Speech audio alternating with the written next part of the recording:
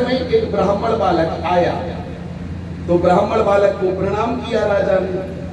तो उस ब्राह्मण बालक ने आशीर्वाद दिया कि तुम्हारे घर पुत्र जरूर होगा। जय श्री कृष्ण। राजा ने कहा महाराज अगर आपके आशीर्वाद से पुत्र हो गया तो जीवन भर हम आपके दास बन के रहेंगे। भगवान की कृपा, राजा को 9 महीने में ही एक सुंदर पुत्र हो गया। राजा के घर एक पुत्र पैदा हो गया। राजा बड़े खुश कि मेरे यहाँ ब्राह्मण के आशीर्वाद से पुत्र हो गया। सो पंडित जी के पास गए, महाराज आपने बड़ी कृपा करी कि हमारे घर पुत्र हो गया, अब हम तुम्हारे लिए यही आश्रम बनवा रहे हैं, तुम यही हमारे नगर में ही रहो। और बड़ा सुंदर मंदिर महल बनवाया, पंडित जी को उसमें रख दिया। पंडित जी रोज भगवान की सेवा पूजा करें, भोग प्रसाद आरती करें और जीवन आनंद से कट रहा है। धीरे धीरे वो बालक जो राजा के यहाँ हुआ था वो विवाह के योग्य हो गया। उसकी बारात गई, बड़ी सुंदर बेटी के साथ में उसका विवाह हुआ। बहू को लेकर के घर आए राजा। अब बालक गया अपने कक्ष में, विवाह में 3-4 दिन का जगा हुआ था, थका हुआ था, सो अपनी चारपाई पे जाकर के सो गया। अब पुत्र वधू जो बहू आई थी नई, उसने दूध का लोटा लिया और जैसे ही कक्ष में पहुंची तो देखा कि पतिदेव तो सो रहे हैं। फिर सोचने लगी कि ये थके हुए हैं, 4-5 दिन के शादी में जगे हैं और ये थक गए हैं तो सोने दो। सो दूध को रख दिया बगल में और मन में सोचा चलो मैं भी सो जाती हूँ। पर जैसे ही सोने को हुई तो उसे अपनी पति देव की टंगी हुई तलवार दिख गई। उसने देखा इतनी सुंदर तलवार, ये तलवार मेरे पतिदेव रोज उठाते हैं, तो क्यों ना आज मैं भी इस तलवार को उठा के देखूं कि इसमें वजन कितना है। और जैसे ही उसने तलवार को उठाया और तलवार इतनी वजनदार थी कि हाथ में सदी नहीं और हाथ से छूटी और नीचे पति की गर्दन पर गिरी और पति की मौत हो गई। जय श्री कृष्ण। पहले ही दिन विवाह होके आया और पति मर गया। वो वधू तो डर गई, जोर जोर से चिल्लाने लगी, कोई मार गया, कोई मार गया, कोई मार गया। सैनिक सब आए, सैनिकों ने कहा ये हत्या किसने करी? उसने झूठ बोल दिया।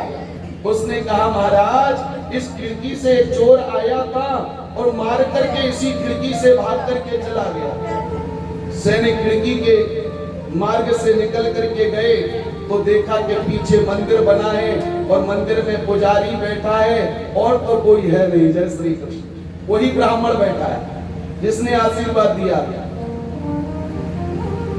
राजा के पास पेश किया गया, महाराज इसने तुम्हारे पुत्र की हत्या करी है। राजा की भी नादानी देखो, राजा वह भूल गया कि इसी ब्राह्मण ने तो आशीर्वाद दिया था तभी तो पुत्र हुआ था, ये भूल गया और क्रोध में आकर के बोला कि तुमने मेरे पुत्र को मारा है, इसलिए मैं तुम्हें जान से तो नहीं मारूंगा, पर जिन हाथों से तुमने मेरे पुत्र को मारा है ये दोनों तुम्हारे हाथ कटवा दिए जाएं। जय श्री कृष्ण। उस ब्राह्मण के दोनों हाथ कट गए।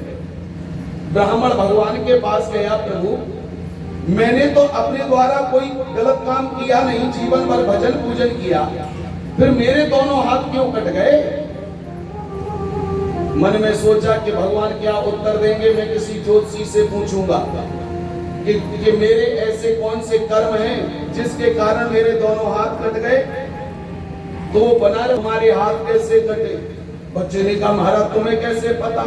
चला राखा जो जस करे सुत सुफल चाखा।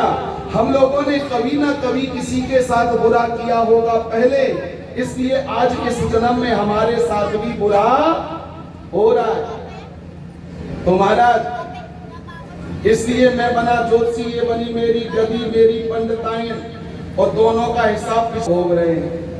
ये हमारे दोनों हाथ कैसे कट गए?